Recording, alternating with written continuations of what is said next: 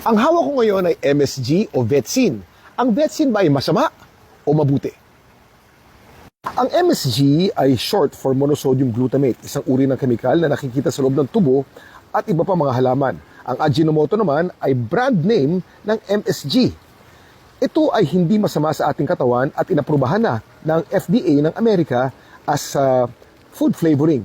Ang ibig sabihin din ng MSG sa hapon ay umami.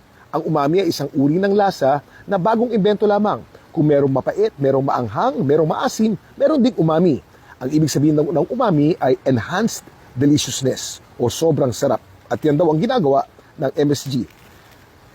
Ibig sabihin na ay super sarap o masarap, pampasarap na pagkain, MSG o may brand name na Ajinomoto.